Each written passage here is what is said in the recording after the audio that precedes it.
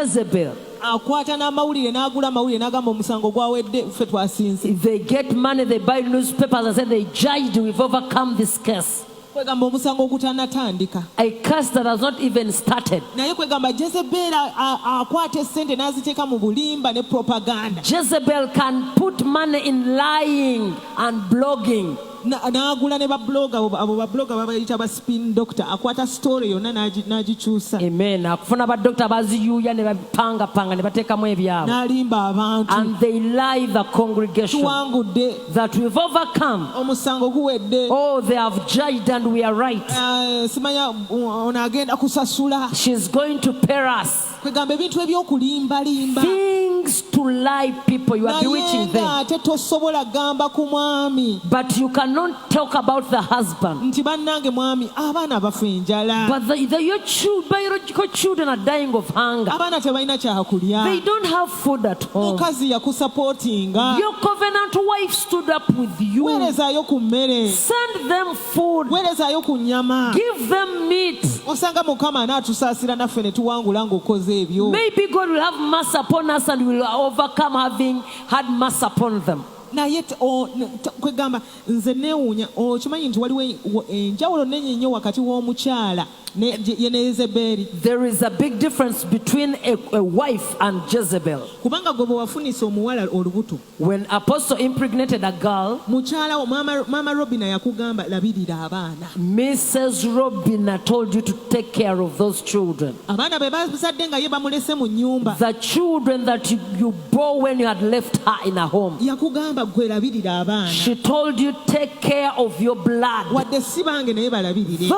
they don't belong to me, but take care of them. That's what they call a covenant wife. But this intruder that eats up everything, if they have not used the money to plait new wigs,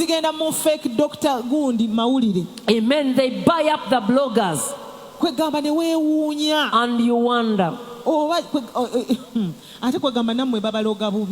they bewitch you stupidly. They bewitch you badly.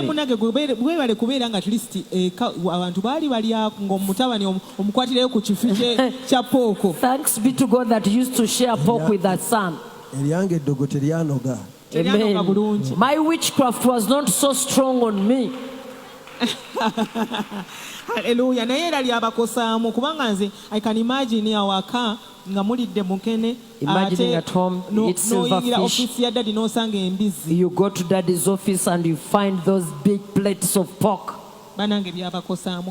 Actually, they hurt them. There is a way that children were hurt. Ebintu ate kwegamba wandiwadde abaana obassa n'ebyokulya omanyi nze weneewuunyiza nti ng'onookola ebibyo abaana bassa emmere. Amen. If at all you would have indulged in your adultery, bring food at home. Naye omwoyo ogwo gugamba maama alina okufa. That evil spirit is there to say that the covenant wife ought to die. N'abaana balina okufa. And actually my children ought also to perish. So that I can consume everything that they worked for. You evil women, you are actually crooks. Actually, I spoke about the wigs and they removed them. It's not all about those wigs that you've removed. Let go of the stuff that you never sweated for. Even if you put on the wigs and actually you did the stuff, no one will speak against you. Amen. There is a professional makeup artist there to paint up your eyebrows. A 4-year-old son does not have food money to go to school. They are in luck. For you, you are consuming everything. You are buying the newspapers so that you confuse others. What is that now? weebale munnange kusigala nga at least embizi omuntu alyayo ekifi. Apostle, thank you for having stood so that the son could share a piece of that pork. Jezeberi n'atagirya yonna. So that Jezebel couldn't consume everything herself.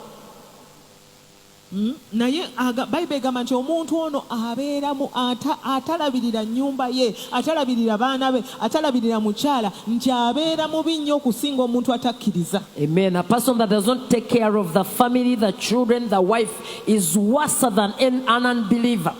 Kiri mu Timotheo 5:8. It's 1 Timothy 5 verses 8.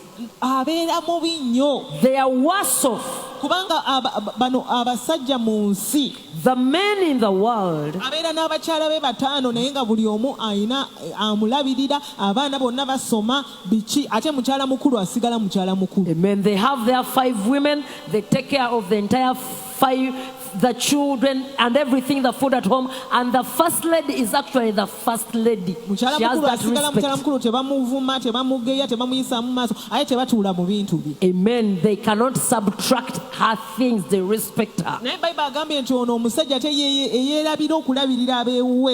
the husband that fails to take care of the family is worse than an unbeliever. They are worse. They are worse. If you've been a man and you've not been doing that stuff, pastors these days no longer read their Bibles. As this, they don't actually know anything about this. The Jezebels that you bring around your way,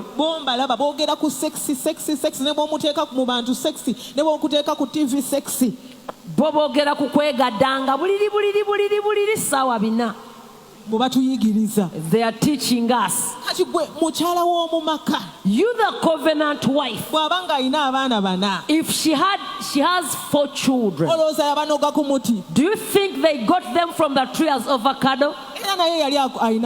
Actually, they had good sex at home. If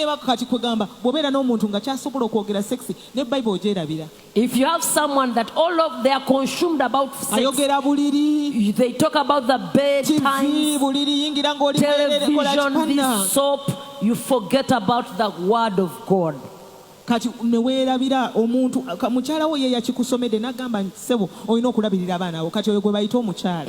The wife, the covenant wife told you that you have to take care of the other children that you gave birth within the other lady. Proof that they are having any sex with those men. Amen.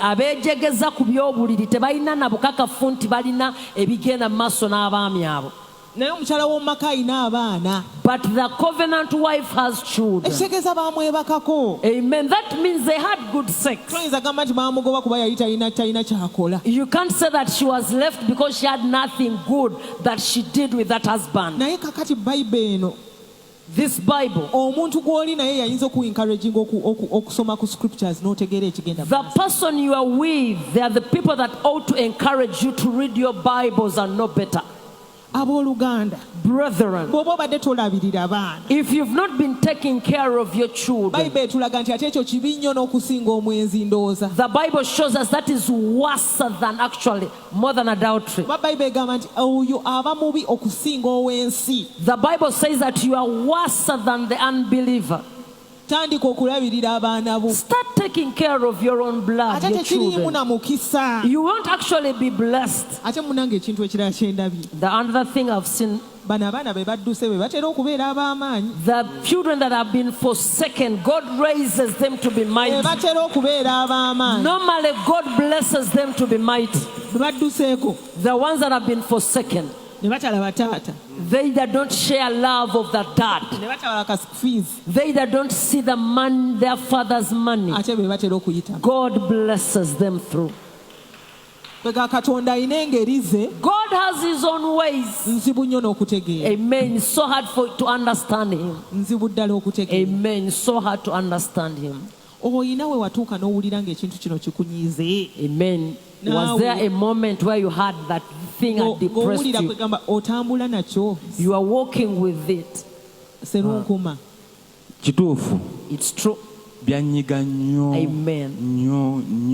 It pressed me. I was depressed a lot. What really depressed me a lot?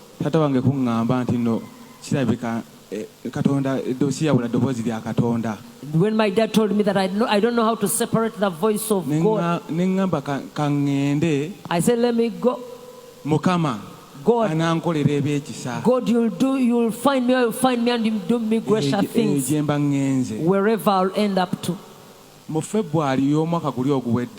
Feb 2021, I have a church where I fellowship from. We opened up a program that is called When You Are Hurt, You Pray.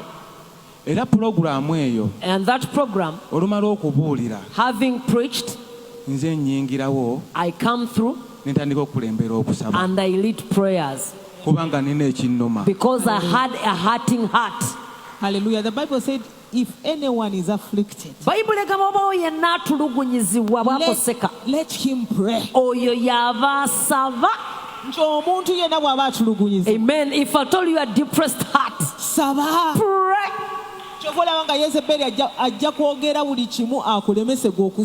That's why you see Jezebel speak out and you fail to pray. You see me here. I'm mighty. I'm above the law. I'm above the law. You press be on your knees. If there is someone that is depressed, pray.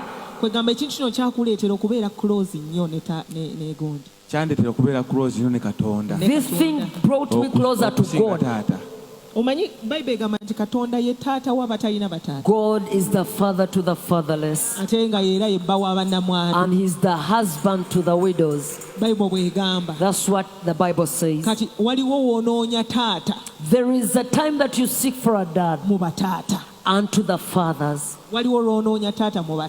That's what times you seek for a dad through the fathers. Kati mbadde njagala kubuuzaako ku Margaret oba yandiyagadde okuyingiramu omanyi saagala abakazi ffe ensonga tuzitwala buziba nnyo. For us we women, we handle situations deep. Tetulinga abasajja. We are not like men. Kati oyinza okuba naawe okyawoona mu mutima gwo.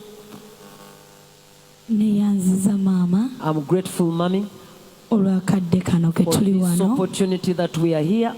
Sikakibwa. I've not been coerced okujja mu kifo to be with you today. On behalf of our dad, Apostle Wycliffe Chegulin.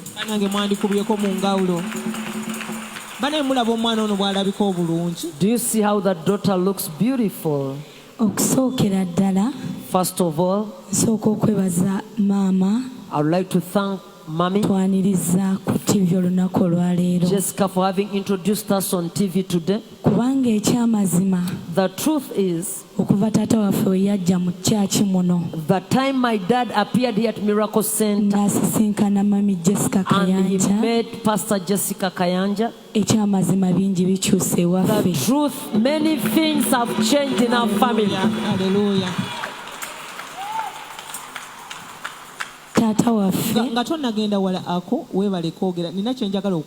There is something I want to add on. There is a man that seeks to chase away the wife, and they come up and say, Mrs. Kayanja is my enemy. Even my wife works with my enemies. Brethren, there are few marriages that have got spoiled in Kampala that have not stood up with. There are very few. And the Miracle Center families know.